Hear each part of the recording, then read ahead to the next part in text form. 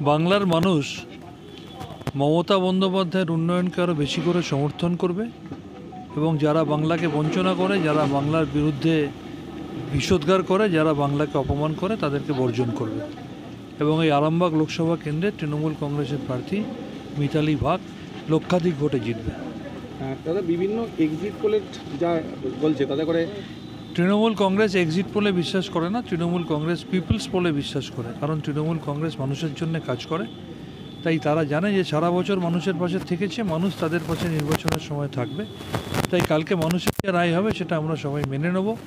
আমরা অতীতে অনেক এরকম এক্সিট পোল দেখেছি। 2021-এ অনেকে অন্য দলের সরকার তৈরি করে দিয়েছিল, কেউ কেউ তৃণমূলকে 68টা, কেউ কেউ তৃণমূলকে 120টা 25টা আসন দিয়েছিল, কিন্তু মানুষের রায়ে 2021-এ তৃণমূল 213টা আসন পেয়েছিল। সুতরাং আমরা ওপিনিয়ন পোলে বিশ্বাস করি না, আমরা পিপলস পোলে বিশ্বাস করি এবং কালকে মানুষের রায় ভোটিং মেশিনের মধ্যে দিয়ে যেটা বেরোবে সেটাকেই আমরা স্বাগত জানাবো। ওয়েস্ট বেঙ্গলে দাদা কত আসন থাকতে পারে আপনারা কি মনে করছেন? আমি ব্যক্তিগতভাবে মনে করি 35 পার হবে।